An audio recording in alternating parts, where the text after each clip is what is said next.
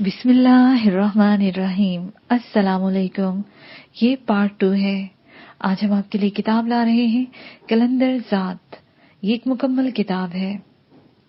आवाज तालिया मुसन्निफ अमजद जावेद। मैंने अपने घर के सामने बाइक रोक दी। लोहे का बैरूनी गेट अंदर से बंद था। मैंने हॉर्न दिया, तभी उसने बड़े एतमाद से पूछा, हम कहाँ आ गए हैं? ये मेरा घर है और यहाँ मेरे अलावा फकत मेरी माँ रहती है। मैंने कहा तो उसने मजीद कोई सवाल नहीं किया। खेत से घर तक के सफर में उसने कोई बात नहीं की थी। फिर गांव में आ जाने के बाद उसका एतमाद बहाल हो जाना फितरी बात थी। जिनके पास सवारी थी वो बहुत पहले आ चुके थे और पैदल आने वाले अभी तक आ रहे थे। गांव के लोग भी जख्मी हुए थे। इस बाइस गांव में थोड़ी बहुत हलचल भी थी। चौक से गुजरा तो वहां भी काफी लोग जमा थे। पूरे इलाके के लिए मेरे ख्याल में ये रात भारी थी। जिस किसी का जख्मी नहीं हुआ था वो सोचता जरूर होगा। मैं इन्हीं ख्यालों में खोया हुआ था कि अंदर से बोनट खुलने की आवाज सुनाई दी और उसके साथ ही गेट खुल गया। माँ ने पहले मुझे देखा, फिर मेरे साथ ही। जैसे ही उसकी निगाह मेरे पीछे बैठी हुई उस सरोकत तवाइफ ज़ादी पर पड़ी तो उसकी आंखों में हैरत के साथ साथ इस्तजाब उतर आया। कौन है ये? अम्मा ने हशमगी निगाहों से घूरते हुए कड़क अंदाज में पूछा। अम्मा का इस तरह पूछना बनता था। उस हसीना का लिबास मेरी अम्मा की निगाहों में नहीं जचने वाला था। अम्मा, ये एक नाचने वाली तवाइफ है। अपनी जान बचाने के लिए छुप रही थी। मैं इसे तहफ़्फ़ुज़ देकर यहाँ ले आया हूँ। सुबह होते ही चली जाएगी। मैंने साफ लफ्जों में सारी सूरत हाल बता दी, क्योंकि मेरी माँ ही वो दुनिया की वाहिद हस्ती थी जिसके सामने मैं कभी झूठ नहीं बोल सकता था और न ही मैंने झूठ बोलने की कभी कोशिश की थी। मैंने सच बताकर अम्मा की तरफ देखा। अम्मा इस सरोकत तवाइफ को सर से पांव तक देख रही थी। फिर न जाने उसके मन में क्या आया। उसने गेट का एक पट वाह करते हुए कहा, चल आजा अंदर। मैं बाइक लेके अंदर चला गया। वहां मैंने बाइक रोक कर बंद कर दी तो वो नीचे उतर आई। वो सीढ़ियां चढ़ने के बाद 2 सीढ़ियां चढ़ने के बाद बड़ा सारा सहन था और फिर उससे आगे दलान था। अम्मा हमारे पास से गुजरकर अंदर की जानब बढ़ चुकी थी। मैं दालान में गया तो वो भी मेरे पीछे पीछे आ गई। तभी अम्मा कमरे से निकली। उसके हाथों में एक जनाना जोड़ा था जो वो उस तवाइफ ज़ादी की जानब बढ़ाते हुए बोली, जाओ पहले नहा कर ये कपड़े पहनो, फिर कोई बात करते हैं। तभी मैंने गौर से देखा। उसका स्याह लिबास कहीं कहीं से फट चुका था। पाँव में जूता भी नहीं था। उसकी गोरी पंडलियों पर पड़ी हराशों से खून रिस कर सूख चुका था। वो जोड़ा पकड़कर इधर उधर देखने लगी तो अम्मा ने दीवार के साथ पड़े हुए अपने स्लीपरों की जानिब इशारा किया तो वो उन्हें पहनकर उस जानिब बढ़ गई जिधर गुसलखाना था। तभी मैंने अम्मा की तवज्जो बटाने के लिए कहा, अम्मा, बड़ी सख्त भूख लगी हुई है। खाना मौजूद है। जब तक वो निकलती है मैं गरम कर देती हूँ। तू भी अपना हुलिया ठीक करके जा। लगता है इस बार मेले में कुछ ठीक नहीं हुआ। आखिरी फिक्रा उसने बुड़बुड़ाते हुए कहा था। हाँ अम्मा, लड़ाई हो गई थी। काफी बंदे जख्मी हो गए हैं। असल में ये फड्डा, तूने कितने बंदों को जख्मी किया है? कोई मरा तो नहीं? उसने तशवीश ज़दा लहजे में पूछा। पता नहीं, सुबह पता चलेगा। मेरी बात गोलमोल करना चाहिए। वो शाहजेब की जान को आए थे। मैं ना होता तो शायद वो आज जिंदा ही न बचता। बस इसी वजह मुझे मालूम है ना कि तुझे मालूम है ना कि तू मुझसे झूठ नहीं बोल सकता। अम्मा ने मेरे चेहरे पर देखते हुए कहा। तो अम्मा फिर मत पूछो, जो होना था वो हो गया। मैंने सर खुजाते हुए आहिस्तगी से कहा तो वो मेरी तरफ चंद लम्हे देखती रही, फिर किचन की जानिब बढ़ गई। मैंने सुकून का सांस लिया और गेट बंद करने के लिए चला गया।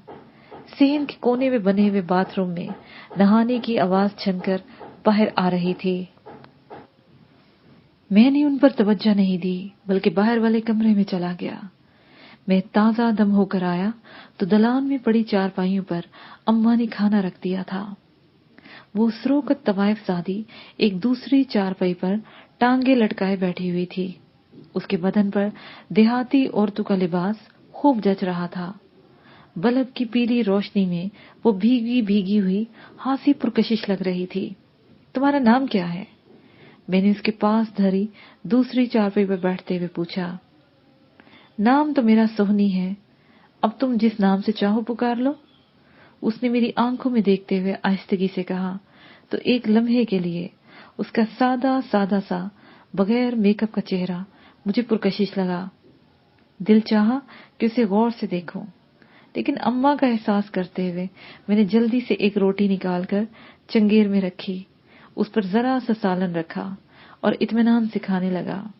जी भर के खाने के बाद मैंने किचन की तरफ देखा। अम्मा प्यालों में चाय डाल रही थी।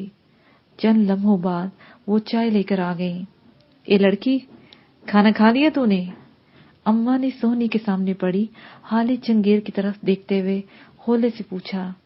जी।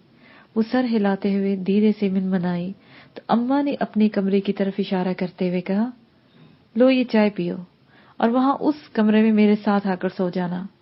जो बातें भी करना है वो सुबह कर लेना। जी अच्छा, उसने फिर मिनमनाने वाले अंदाज में कहा और प्याला पकड़ लिया। मैं उसे बड़े गौर से देख रहा था। इस दौरान अम्मा अपने कमरे में चली गईं। मेरी निगाहों से पंडाल में नाचने वाली वो तवाइफ ज़ादी गुम हो चुकी थी, जिसके नकूश देखने की ख्वाहिश मेरे दिल में उठी थी।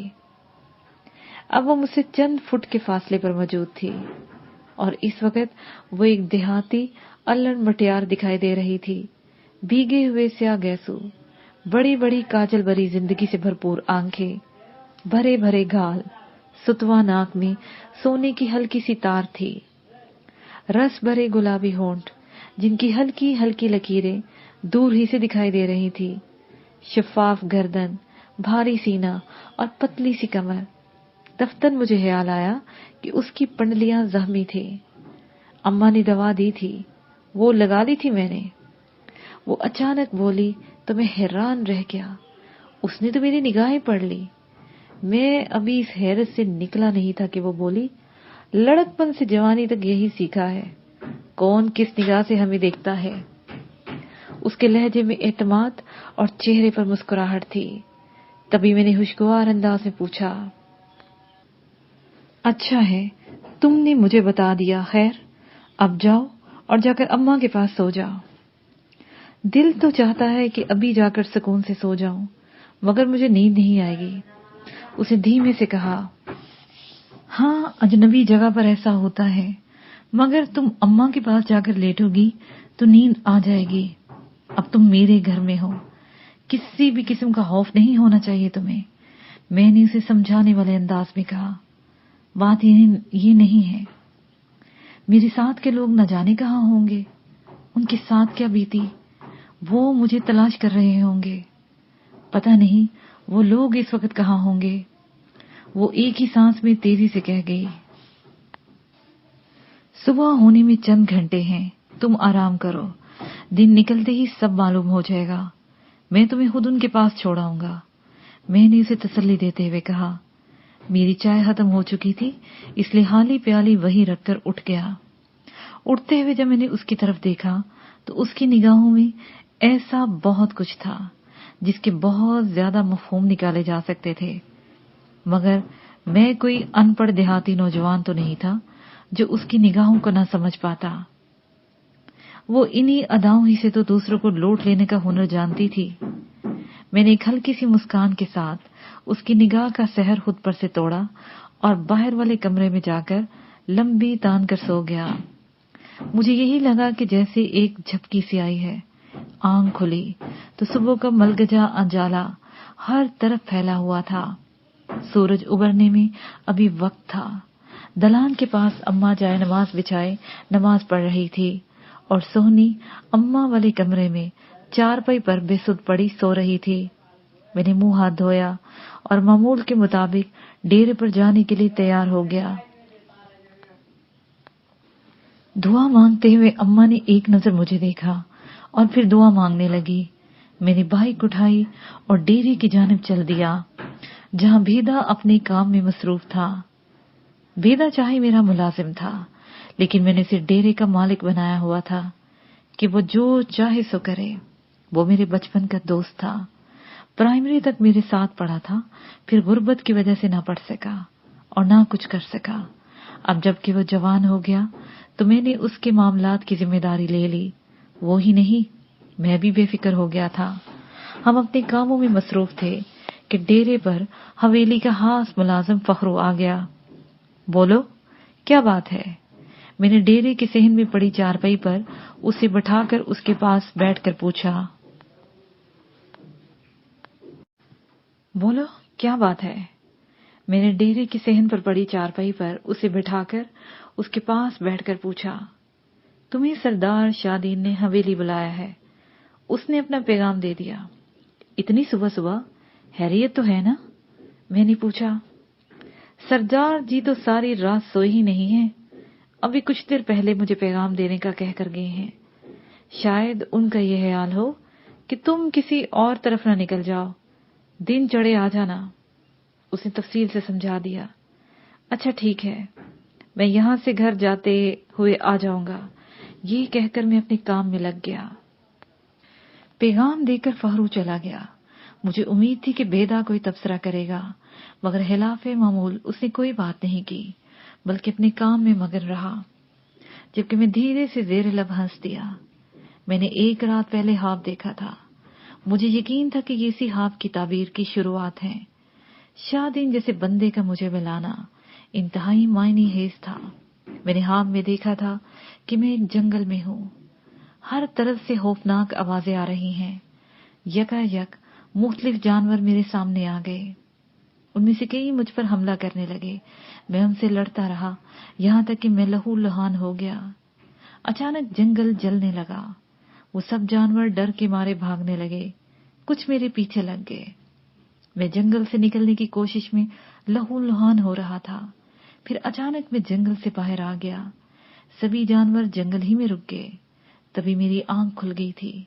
इस ख्वाब का एक एक लम्हा जैसे जहन में नक्श हो गया था। मैं चंद लम्हे उसके शहर में रहा, फिर उठकर अपने काम में लग गया। नया पैराग्राफ।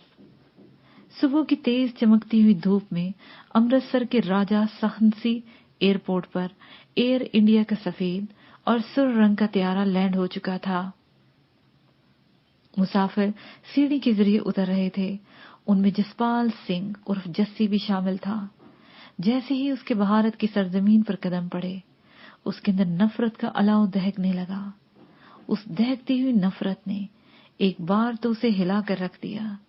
28 बरस पहले जो चिंगारी उसके बदन में आन पड़ी थी, वक्त ने उसे अलाव बना दिया था। वैंकूवर से अमृतसर तक तवील सफर ने उसे थका कर रख दिया था। उसके जहन में हंजर की मानद पेवस्त यह सवाल उसे लहूलुहान कर रहा था कि उसका देश कौन सा है, भारत का पंजाब जहां वो पैदा हुआ था, या फिर कनाडा का वैंकूवर जहां उसने होश संभाला था, उसकी फिजाओं में परवरिश हुई और एक सुनहरा मुस्तकबिल उसका मुंतजिर था, या फिर दोनों जगह ही उसका देश नहीं है और वो महज एक बेवतन मुसाफिर है। इमिग्रेशन के मराहल से गुजरने के बाद जब वो अपने मुख्तसिर से सामान के साथ बाहर आया तो भारत की हवाओं में उसने पहला तवील सांस लिया। ये हवा जो उसके सीने में उतरी तो उसे मजीद अपने अंदर मजीद आग भड़कती हुई महसूस होने लगी। वो इन हवाओं में अपने अजदाद के लहू की महक महसूस कर रहा था। इस दौरान उसका दौराने खून बढ़ गया। गुस्सा दिमाग में ठोकरें मारने लगा। उसे यूं लगा जैसे कुछ देर उसकी यही हालत रही तो दिमाग धमाके से फट जाएगा। उसने खुद पर काबू पाने के लिए आंखें बंद कर लीं और खुद को पुरसुकून करने की कोशिश करने लगा। इन्हीं लम्हात में उसके कानों में आवाज गूंजी, जसपाल सिंह जस्सी जी, सत श्री अकाल, कहाँ खोए हुए हो?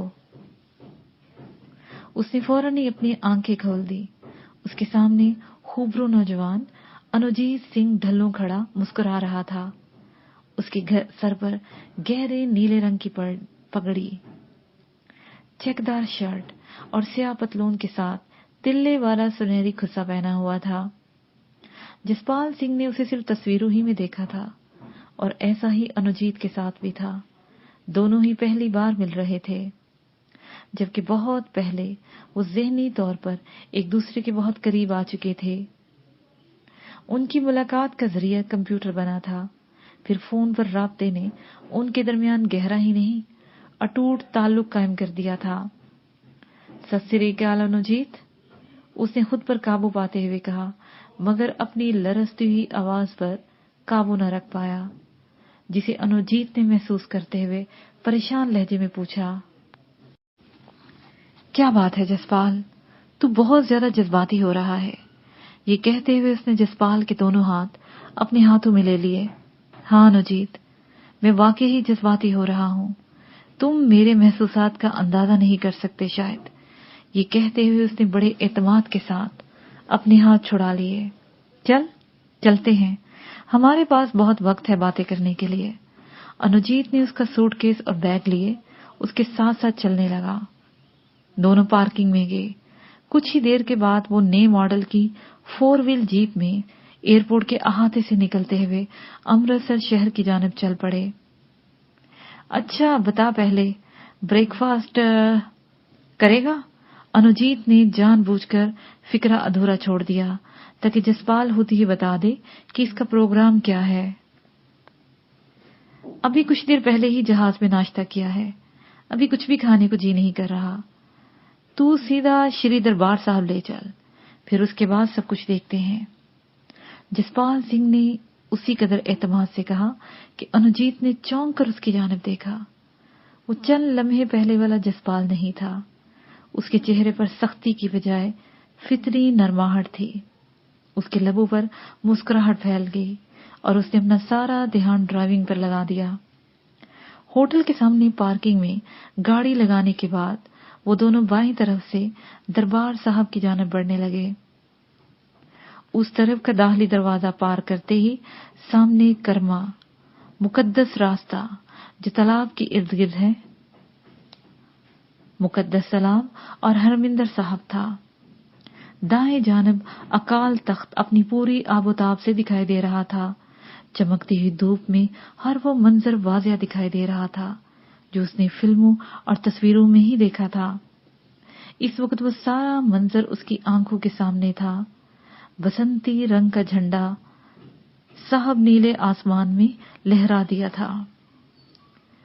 वो इस सारे मंजर को महसूस करते हुए अपने अंदर उतारने की कोशिश में था, क्योंकि सिख पंथ के मुताबिक यही वो मुकाम है जिसे वो अपना रूहानी मरकज मानते हैं और रूह की ग़िज़ा भी यहीं से लेते हैं।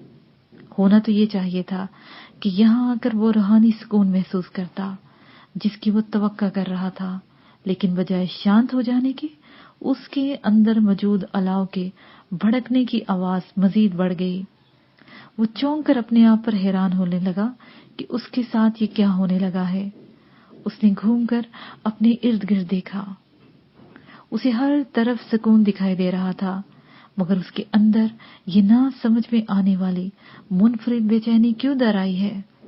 सामने तालाब का नीला चमकता हुआ पानी, हरमिंदर साहब का तलाई रंग और अकाल तख्त का सफेद और जर्द रंग चमक रहा था।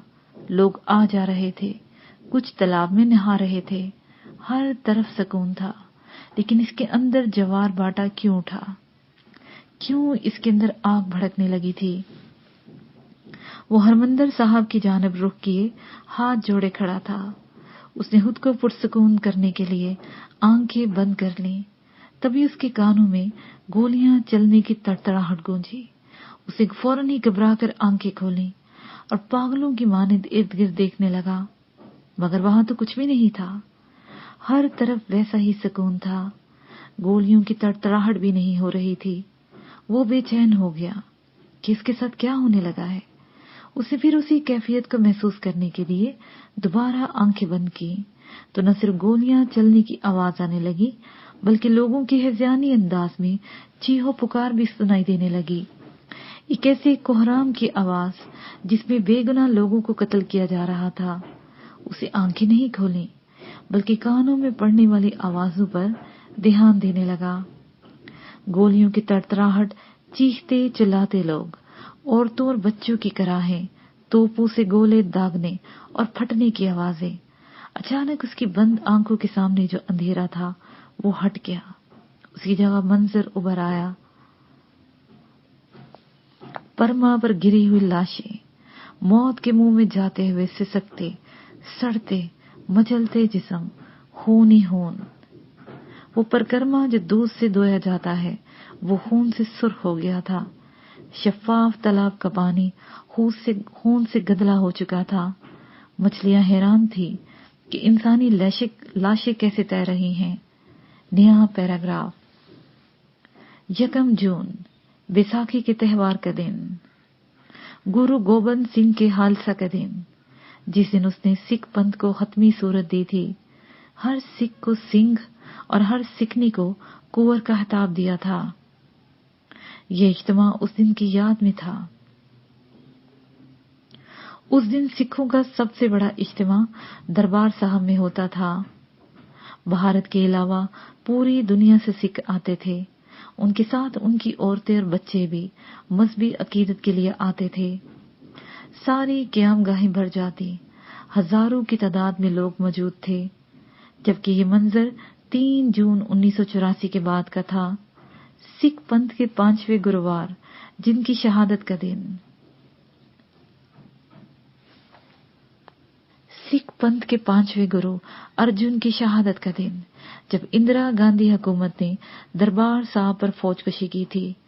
हर तरह की दस्तयाब गन्नों, आर्टिलरी, आर्म्ड फौज, तोपखाना और टैंक तक चढ़ा दिए।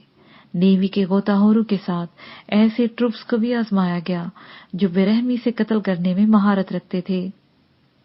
अपनी मजहबी रसूमात अदा करने इन बेगुनाह सिखों पर जय हिंद के नारे लगाते हुए भारतीय फौजियों ने बरहमनी ज़हनियत का सबूत देते हुए अपनी बर्बरियत का वो मुजाहरा किया जो पहले कभी देखने में नहीं आया था।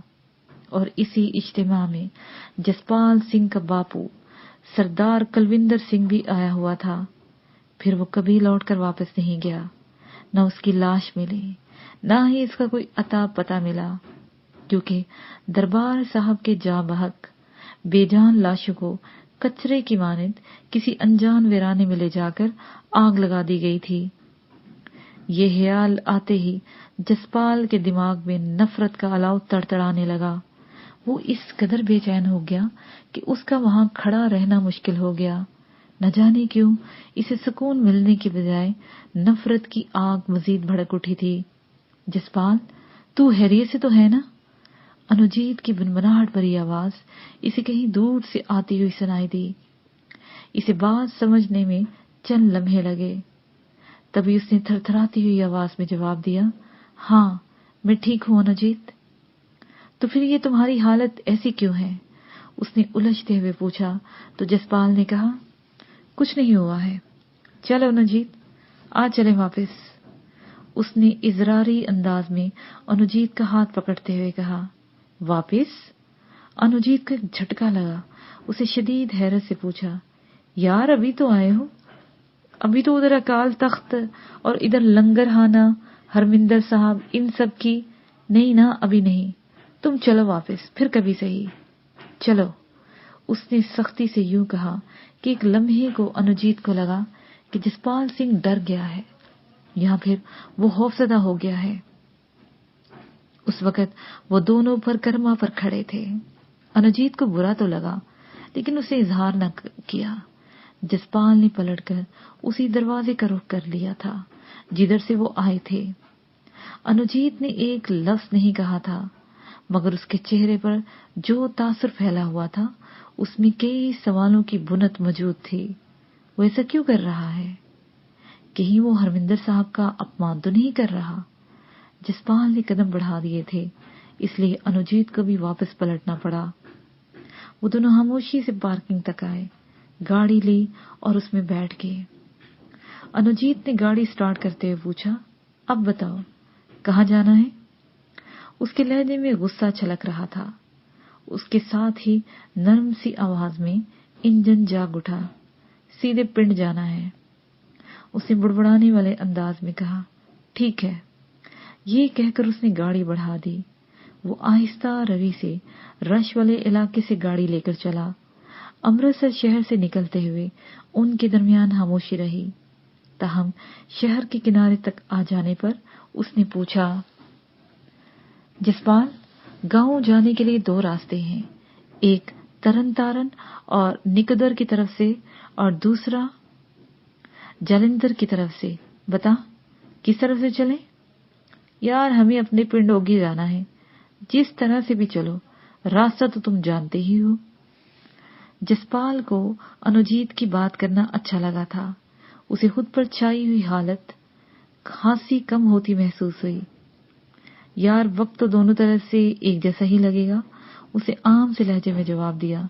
जसपाल चाहता था कि वो मजीद बातें करे, इसलिए पूछा, तू बता ये दोनों रास्ते कैसे हैं, फिर इनमें से कोई एक चुन लेंगे। इस पर अनुजीत ने लंबा हंकारा भरते हुए कहा, यहां से जालंधर तक बहुत अच्छी सड़क है, कारपेट रोड। सफर थोड़ा ज्यादा है, यही कोई 50 किलोमीटर के लगभग, लेकिन सुकून से पहुंच जाएंगे। फिर जालंधर से मगरिब की तरफ सीधी सड़क ओगी को जाती है, लेकिन वो इतनी अच्छी नहीं। यानी जालंधर से ओगी तक का सफर। और दूसरा रास्ता? उसे तेजी से कहा, तरन तारन तक सड़क ठीक है, फिर झेली सड़कों की तलोंडी चौधरिया के करीब नहर पार करके बाबा जोगी रोड, फिर वहां से खतवान रोड से। यार, वो पहले वाला रास्ता ठीक है, चाहे इसमें ज्यादा वक्त लग जाएगा, मगर यकीन तो है ना कि हम पहुंच आसानी से जाएंगे। जसपाल के लहजे में ताजगी उभर आई थी। हाँ, ये तो है। खैर सुनाओ। पर शादी के बारे में क्या ख्याल है? अनुजीत ने गाड़ी जालंधर की जानिब बढ़ाते हुए कहा, यार, किसी भी ढाबे पर रोक लेना। जसपाल ने कहा और सुकून से अपना सर सीट की पुश से लगा दिया। कुछ देर बाद वो जालंधर हाईवे पर चढ़ गए। कारपेट रोड के बायस इंजन की आवाज मध्यम थी। तभी अनुजीत ने पूछा, जसपाल, एक बात पूछूं? उसके यूं कहने पर वो चंद लम्हे खामोश रहा, फिर उसकी जानिब देखकर गंभीर लहजे में बोला, अनुजीत, एक बात नहीं, तू हर वो बात पूछो जो तुम्हारे जहन में है। मुझे तेरी बड़ी जरूरत है, इसलिए मैं नहीं चाहता कि मेरे बारे में तुम्हारे जहन में कोई भी उलझन रहे। शायद मेरे जहन में कोई सवाल ना आता जसपाल, मगर दरबार साहब में जो तुम्हारा रवैया था ना, उसने वो सारा तासुर खत्म कर दिया है जो मेरे जहन में तुम्हारे लिए था। तुम वो नहीं हो जिसकी दोस्ती मेरे साथ नेट पर हुई थी।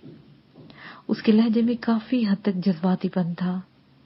नहीं अनुजीत, मैं वही हूं, और जितना मैंने तुम्हें बताया है वो झूठ नहीं, हकीकत है। अब सुनो, मैंने तुम्हें यही बताया है ना कि मेरा ताल्लुक ओगी से है, लेकिन ये अब तक नहीं बताया कि मेरा ताल्लुक किस खानदान से है।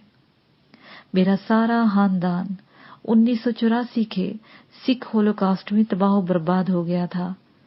तुम ये जानते हो कि मैं पहली बार भारत आया हूं, लेकिन तुम्हारे ओगी पिंड में मेरी हवेली, मेरी जमीनें अब तक मेरी राह तक रही हैं, क्योंकि मैं ही अपने खानदान का आखिरी फर्द बचा हूं। तुम पैदा तो यही ओगी में हुए तो? अनुजीत ने जानबूझकर फिक्रा अधूरा छोड़ दिया। हाँ, मैं यही ओगी में पैदा हुआ, लेकिन मैंने लाशऊर और शऊर वैंकूवर में संभाला। ये कहकर जसपाल चंद लम्हे खामोश रहा, फिर बोला, मैं तुम्हें शुरू से बताता हूँ, मुमकिन है इसमें तुम्हारे लिए कोई नई बात हो। जहां भी तुम्हें लगे कि उलझन है, तुम मुझसे पूछ लेना। ठीक है, कहो। उसने सड़क पर निगाहें जमाते हुए सर हिलाते हुए कहा, जब श्री दरबार साहब पर इंदिरा हुकूमत ने फौजकशी की थी, मेरे बापू मेरी पैदाइश पर माने की मन्नत उतारने सेवा के लिए वहीं दरबार में मौजूद थे। लेकिन साका यानी 84 ही में मेरे 2 ताए एक चचा, उनकी बीवियां, बच्चे और मेरी फुफ्फो समेत सबको तह तैग कर दिया गया। उस गांव ओगी में उन्हें मारा गया और उन्हें जलाया गया।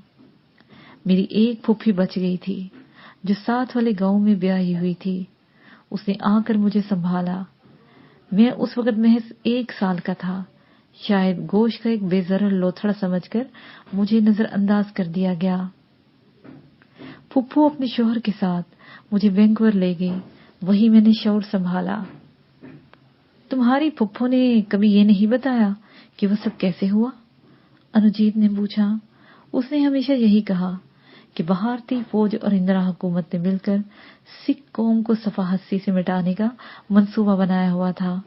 जिस तरह अंग्रेजों ने मुसलमानों को मजहबी तौर पर नुकसान पहुंचाने के लिए मरज़ाई तहलीक किए थे, बिल्कुल उसी तरह सिखों को खत्म करने के लिए मजहबी तौर पर नरनकारी सिख तहलीक किए गए, जिन्हें चांकिया सियासत अमृतधारी सिखों पर मुसल्लत कर रही थी। दूसरी तरफ अमृतधारियों को खत्म करने के लिए ताकत का इस्तेमाल किया गया। उन्हें काट काट कर फेंका गया, उन्हें जिंदा जलाया गया। क्या तुम समझते हो कि ऐसा ही था या फकत तुम्हारी फुफ्फो का ही ख्याल था? अनुजीत ने चमकती आंखों से पूछा। अब तक मैंने जो भी ज़राए अबलाग में पढ़ा, मालूमात ली, तेरे जैसे नट दोस्तों से गपशप की, उससे मैं समझता हूँ कि ऐसा ही हुआ होगा। लेकिन अनुजीत, सिर्फ हमारे खानदान के साथ ही ऐसा क्यों हुआ? ओगी में और भी कोई पूरा खानदान इस कदर बेरहमी से नहीं मारा गया? हमारा खानदान ही क्यों? इस सवाल का जवाब देते हुए मेरी फुफ्फो ने निगाहें चुराई। इसलिए मेरे दिमाग में ये बात नौजवानी ही से थी कि मैं इस हकीकत से पर्दा चाक करूंगा। मेरी फुफ्फो ने मुझे यहाँ कभी भी भारत आने की इजाजत नहीं दी, मगर अब वो पूरी हो गई है। ये कहकर वो एक लम्हे के लिए खामोश हो गया। ओह, बहुत अफसोस हुआ। अनुजीत के लहजे में दुख था। हाँ अनुजीत, वो मेरी फुफ्फो ही नहीं, मेरी माँ भी थी, मेरा बाप भी वही, मेरी दोस्त, मेरी मोहसिन, मेरा सब कुछ थी। जसपाल ने गुलगीर लहजे में कहा। इसके साथ ही ये पाठ अपने इख्तिताम को पहुंचा।